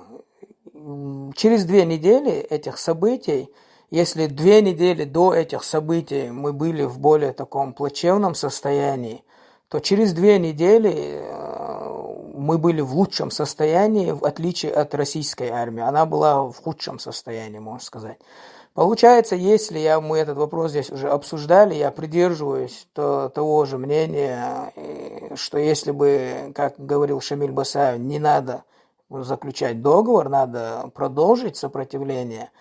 И вот эту Ханкалу, если бы тогда, я не говорю, что там месяцами, может быть, еще зима снова была на носу, месяцами, может, у нас тоже это не получилось бы, у России тоже не получилось бы, просто обе стороны, наверное, в разнос конкретно пошли бы, и неизвестно, чем это закончилось бы. Поэтому я не придерживаюсь версии, что надо было, что мы там еще месяцами должны были воевать, но я придерживаюсь версии, вот как говорил Шамиль, что еще не время, чуть-чуть надо еще подождать и хорошо как бы врезать русским, и в частности вот эту Ханкалу надо было все-таки разнести, чтобы такой ощутимо хороший такой удар нанести. Но это у нас не получилось, и именно Россия начала, она сама понимала, в каком она состоянии находится, они выступили с этим предложением мира, переговоров, в первых числах, в 20-х числах, в начале 20-х числов августа. И там у нас вот эта известная как бы перепалка, что Шамиль не хочет, Масхадов настаивает на этих переговорах. Шамиль говорит, надо продолжать, Масхадов говорит, нет, там силы не равны, лучше как бы пойти на эти переговоры. И вот они у нас вот так начинаются в Атагах. В Атагах Россия одновременно старается свои интересы протолкнуть. В Атагах у нее это не получается. Мы как бы показываем знания и международного права, и всяких юридических проволочек.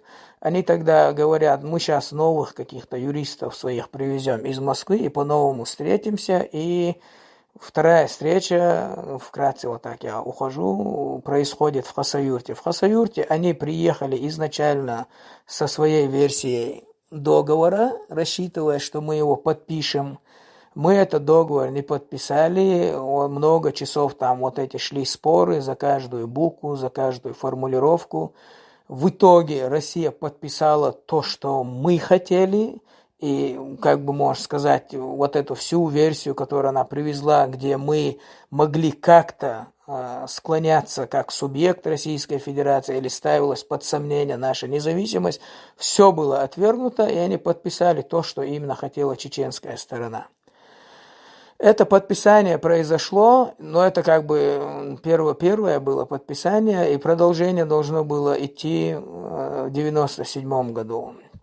В мае 1997 мы утром об этом говорили, вот этот договор о мире, это как бы первый договор, сначала о мире.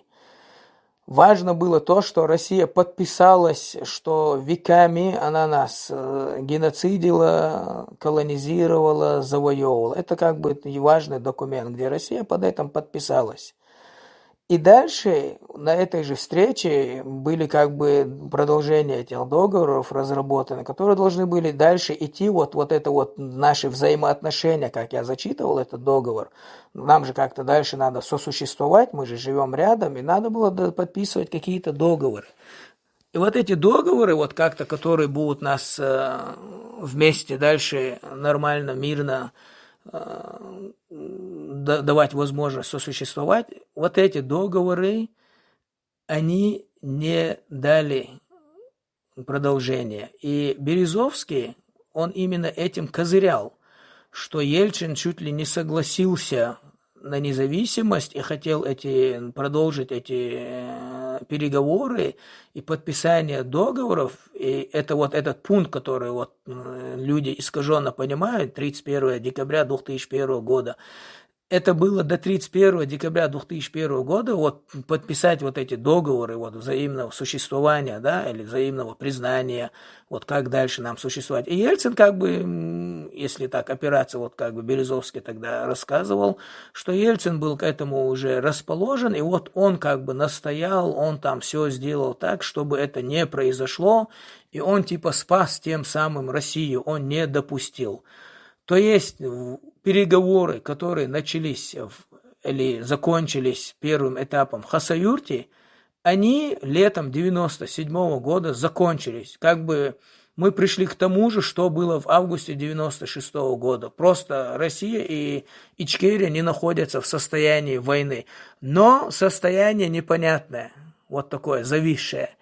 И вот этот кризис во-первых, внешний кризис в отношениях с Россией дальше, как бы тупик, мы пришли к тупику, что делать дальше.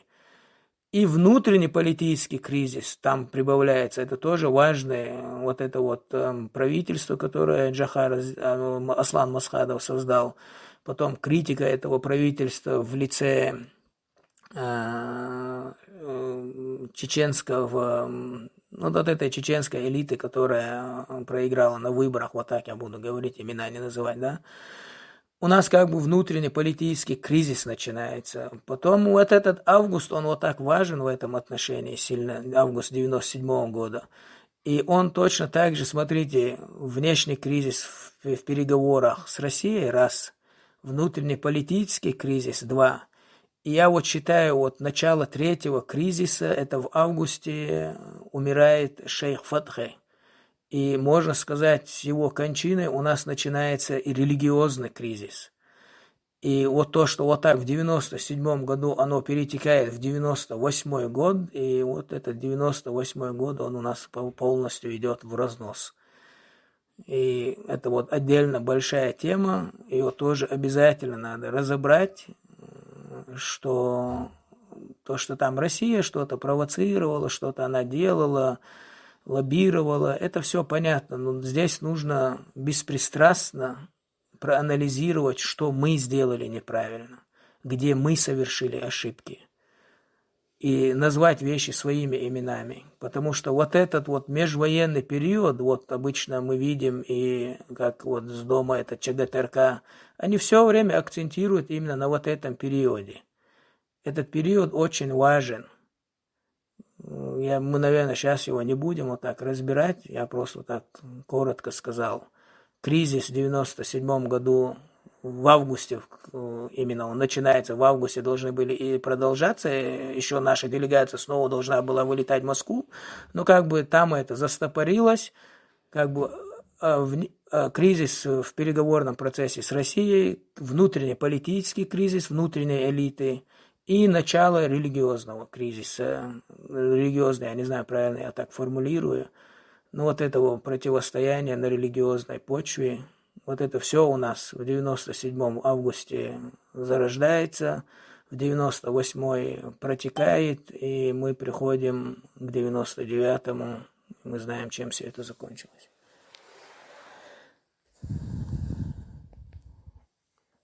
Слышно меня, Айрам Цакойсенцо? Слышно, да. Вот так я коротко отвечу, потому что это большая тема, вот так, если этот ответ удовлетворителен. Я вот сейчас к кавказцам хотел бы обратиться, вот то, что я сейчас рассказал вот про образование, создание чеченской государственности, образование Ингушской республики. Это и чеченцам, и ингушам важно знать, как свою историю, но я думаю, что и кавказцам это тоже важно знать. Почему? Потому что в будущем, если получится Кавказским республикам, Северному Кавказу создавать свою государственность, мы видим Кабардино-Балкарию, мы видим Карачаево-Черкесию. Дагестан, конечно, я бы хотел, чтобы он тоже целиком, как Дагестан, сохранился, но мы не знаем, что там в будущем будет. Поэтому вот эти моменты, я думаю, как история, как пример, они важны для кавказских республик, для кавказских народов, чтобы не совершать какие-то тактические, стратегические ошибки, которые были совершены чеченцами и ингушами. Муслим, салам алейкум, рахматуллахи баракат. Ва алейкум ассалам, рахматуллахи баракат. Я из Кабардино-Балкарии очень внимательно тебя слушал. Джазак Аллах хайр, это трудно переоценить все, что ты говоришь. И это должно действительно стать фундаментальным пониманием и знанием того, что нам нужно делать пошагово. Иншаллах. И тебе большое спасибо, брат. Если так вопросов нету... Спасибо за ответ. Знаешь, что еще что хотел еще узнать? Вот как бы есть такое мнение, как бы я читал, короче, там интервью, короче, Аслана Масхадова. И он в этих интервью обвинял некоторых чеченских, да, там, ну как, боевиков, я сейчас скажу так, Да. В том, что они спонсируются Березовским. Вот, был ли такой момент, и вообще кто это мог быть? Конечно, Березовский с деньгами приезжал, это все было. Вот это разгул бандитизма, похищение людей, это я как сказал, я могу отдельно про это рассказывать. Это именно поощрялось Россией, Москвой. Например, вот вы официальную, когда статистику смотрите, там за время эти 3 года, там 3000 с чем-то человек были похищены, но они точно не были похищены на территории Чеченской Республики. Это похищение происходили по Кавказу, по всей России, и просто потом выдавались по факту, что вот это чеченцы все воруют. Создавалось и искусственное мнение о Чеченской Республике, и какие-то криминальные бандитские группы, которые совершали похищение людей на территории России. Они просто деньги брали, приезжали брать деньги в Чечню, и это вливание денег, вот это криминал. И Березовский то, что да, он давал деньги, это Масхадов правильно говорит, это вот именно искусственно так и делалось. Почему? Потому что деньги дают возможность создавать, вооружать отряды, и именно вот это вооружение отрядов, вот это с нами злую шутку и сыграло. Потому что в какой-то момент, когда надо наводить порядок, то становится вопрос, что все население вооружено, и если переходить к гражданской войне, вот надо подавить, вот чем это все закончится. И поэтому, когда кто-то говорит, что Масхадов там слабый был, это вообще абсолютно неправда. Просто более и человечен был, более мягкий был по отношению к своему народу. Ну, я считаю, в том числе и более трезвый был, который понимал, может быть, что я-то, с моей точки зрения, я-то хотел бы, чтобы это произошло с надеждой на то, что все-таки это не закончилось бы оккупацией и потерей государственности. Да, может, это нам большой крови стоило бы, но лучше бы, наверное, Масхадов на это пошел бы. Но и то, по факту, я тоже не могу сказать, что все закончилось бы так, как хочется.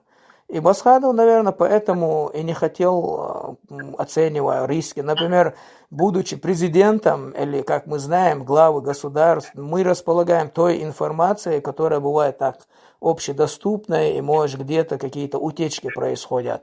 Но мы всей картины четко не осознаем, что и как происходит, или подковерные какие-то действия. А руководители, они владеют большим объемом информации и руководствуются этим, поэтому я думаю, что Аслан не был, просто был более осведомлен и, наверное, поэтому не захотел переходить к жестким. Но он надеялся. Те его оппоненты поняли, но поняли поздно, поняли к 2002 году, поняли, когда территория была уже оккупированная, когда народ уже был сильно разочарован, поняли поздно. Жалко, что они Масхадова не поняли в межвоенный период. Еще можно вопрос один? Скажи, вот как ты думаешь, при независимости Чечни, да, неизбежна ли гражданская война в Чечне? Вот этого я как бы много раз говорил. И для меня гражданский конфликт, я не говорю, что я его хочу, что я к этому стремлюсь. Но если мы будем смотреть историю всех государств, всех наций, которые современные есть, они все проходили через гражданский конфликт. Это как закон, да, вот для мусульман я приводил пример, вот историю Мекки и Медины, да, вот Мухаммад, саллаллаху алейхи, это как бы, если использовать такую терминологию, это вот типичный внутригражданский конфликт, где одно общество разделяется на две части с разными идеями, с разным видением будущем. Это сначала происходит в интеллектуальном противостоянии, потом переходит в вооруженное противостояние. Одна побеждает другую половину, происходит умиротворение и начинается созидание. Народ успокаивается, горячая кровь выплескивается. Да? Какие-то авторитеты четко занимают позицию. руководителей, и народ начинает нормально жить и созидать. Это вот как закон, вот Божий закон. Вот. Он очень трудный, он очень больной, он некрасивый. Я не знаю, как пример привести. Например, рождение ребенка. Как ребенок, как мы все родились в этот мир, что-то новое, когда рождается, оно через боль рождается. Через трудности, через тягости. Ну, вот, я не знаю, какой еще пример привести.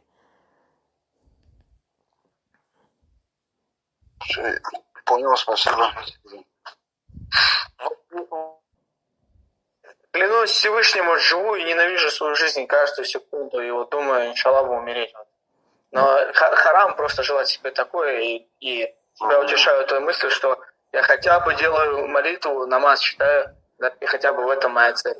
Я хотел бы сейчас вот на это... Я не знаю, кому что рассказать. Люди разные. Я хотел бы вот этот момент, подождите, дайте мне сказать, вот это, я не знаю, кто сейчас говорил ли это кавказец, но я хотел бы сейчас один момент для кавказцев сказать. Вот это есть, подождите, сейчас я прочитаю этот документ, он у меня здесь где-то есть. Вот указ президента Российской Федерации о стратегии государственной национальной политики Российской Федерации на период до 2025 года. Это современное состояние межнациональных, межэтнических отношений в Российской Федерации. И дальше.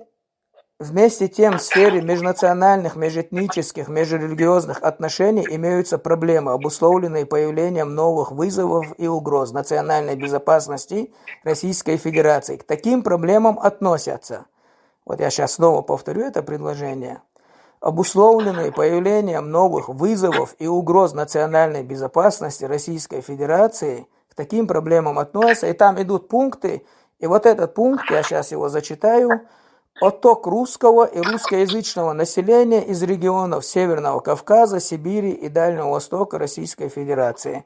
Здесь я хочу сказать про Северный Кавказ, Сибирь и Дальний Восток, это пусть русские этим беспокоятся. А вот отток русского и русскоязычного населения из регионов Северного Кавказа, я вот хочу сказать кавказцам, не надо куда-то ездить, не надо убиваться, женитесь, заводите семьи, заводите детей, воспитывайте, трудитесь и заселяйте этот Северный Кавказ. Вот самое лучшее, самое необходимое, что вы должны в данный момент делать, на что вы должны нацелиться, это вам под силу. Как бы для начала просто это делайте. Видите, здесь Россия беспокоится. Вот это беспокойство сделайте. Женитесь, рожайте детей, растите, воспитывайте, трудитесь и заселяйте Северный Кавказ. Я сейчас хочу, пользуясь моментом, сказать, что я сейчас очень коротко, поверхностно, в общем, как каркас бывает, я вот так это рассказал, вот внутреннее содержание, которое должно быть наполнено, более детально рассказано, этого я не сделал. Поэтому я надеюсь, что вот эту поверхностную информацию, которую я изложил, люди будут дальше сами изучать, смотреть и заполнять. Я хочу сразу предупредить, что это очень упрощенно и поверхностно, коротко, сжато. Я рассказал вот эту вот историю появления этого Советского Союза на нашей территории, исчезновения этого Советского Союза и вот этот путь из создания государственности. Это я заранее говорю, потому что потом, если кто-то слушает и будет, он это, то, третье не сказал, я про все рассказать не могу, я уже почти 2 часа, по-моему, говорю. Это и то в общих чертах я только рассказываю. Надеюсь, будете потом сами изучать дополнительно, проверять все, что я сказал. Надо это хороший материал. Как сказал кто-то, кто забывает свое прошлое, обречен пережить его вновь. Поэтому очень важно нам. Вот эти 1,5 часа пролетели на одном дыхании, честно. Да. Джазакаллаху хайр. Муслим. Муслим, как я понял, как ты думаешь, короче, Европа, Америка в лице Америки, как бы сказать, помогать Кавказу не будет, да, как создатель кавказских. Я этот момент здесь раньше упоминал, я повторюсь. Например, в 1997 году, когда наша делегация выезжала и в Европу, встречалась на территории Европы с разными политиками, высшими политиками, да, которые и в ООН работают, они как бы в частных беседах, да, в частных беседах они говорили, вот если бы весь Северный Кавказ отделился бы, тогда бы мы признали бы, а так одну Чеченскую республику. Там, знаете, как для Европы одна Чеченская республика – это вражда с Россией и больше ничего. А если весь Северный Кавказ отделится, это лакомый кусок для этой же Европы, что-то на этом получать. И в политическом, геополитическом, в экономическом плане. Поэтому надежды есть, они озвучены. Я вот сейчас их вам произношу снова. Вот если весь Северный Кавказ сделает это, то для Европы это уже лакомый кусочек будет. Они уже на это... Чтобы Кавказ весь сделал это. Ну, стремиться к этому надо, стремиться к этому надо.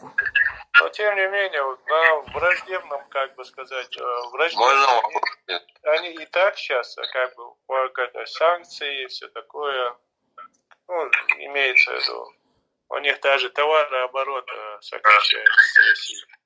Я слушал тебя 1,5 часа. Очень интересно, познавательно, слышно, что человек знающий. Конечно, большой, такой очень длинный, интересный рассказ был. Но по ходу твоего рассказа, конечно, я много чего узнал нового. Ну, столько войн Россия вела. Даже возьмем ту же войну с Францией 1812 года. Как ты думаешь, почему мы не помогли этим врагам России добить ее? Не понял, кому это конкретно мы не помогли. Ну вот, когда мы в состоянии войны с Россией, в открытом противостоянии, столетняя война, наша война, которая, иншаллах, не закончена, но я имею в виду ту фазу. Ты имеешь в виду 19 век, да? Да. Ну вот смотри, сейчас я про 19 век, если мы говорим. Например, если вы будете читать литературу, в русскую литературу, есть такие историки, которые открыто и прямо говорят, вот начиная с 18 века, что в целом ислам проигрывал по всему миру. Вот идет активная колонизация, да, территории исламского халифата. И вот последний бой, где такой ислам дал такой бой, жаркий, активный, долгий, это именно Кавказская война и именно Кавказ.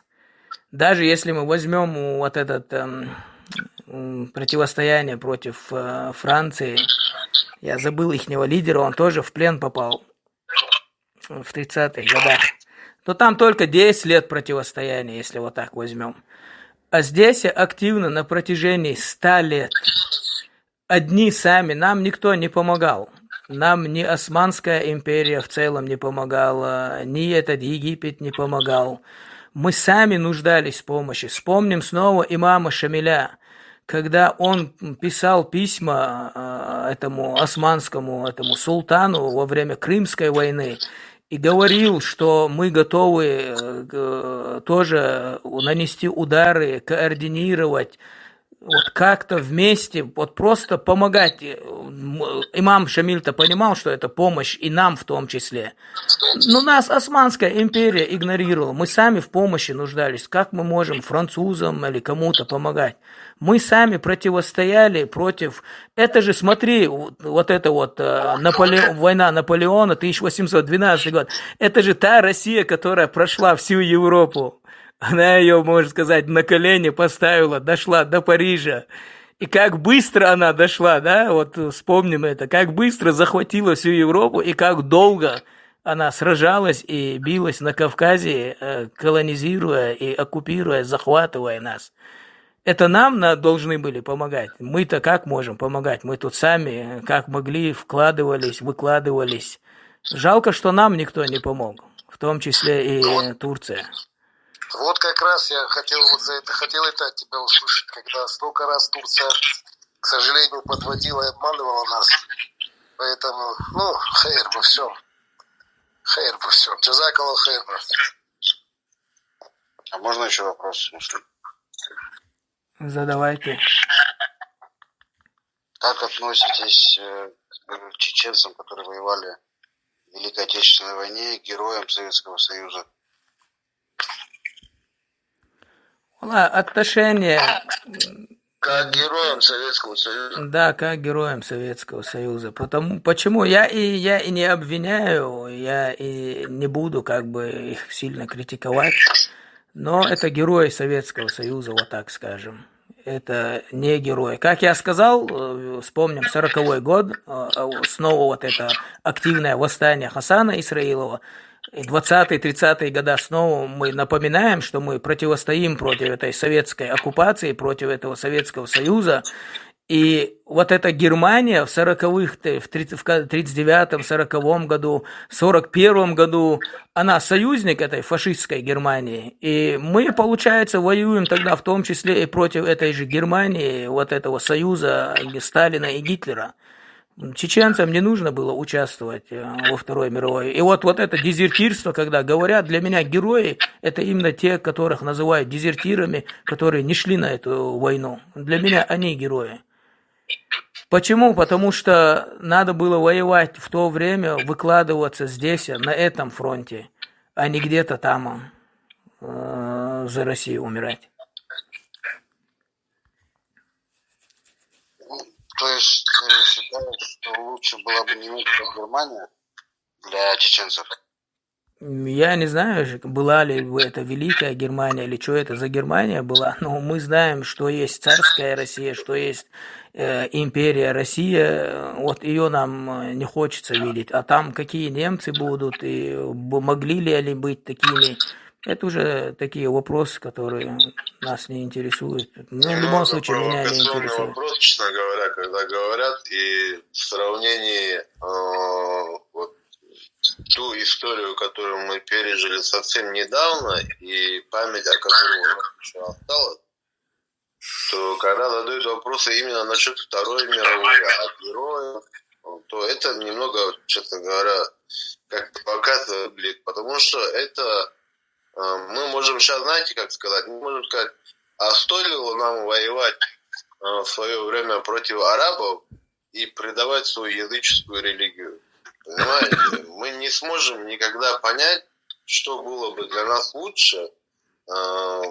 Сейчас мы живем в этом мире. Мы не сможем никогда... Алхамдулилlah, это, извиняюсь за то, что перебиваю, алхамдулилlah, это мы понимаем, что лучше было, что арабы пришли, если где надо, мечом нас завоевали, это алхамдулилlah. Наши праведные предки в этом случае это эти арабы, а не наши языческие какие-то предки. Поэтому, алхамдулилlah, в этом случае мы знаем, что это все было к лучшему, и мы говорим алхамдулилlah, что они пришли и принесли нам слово Аллаха.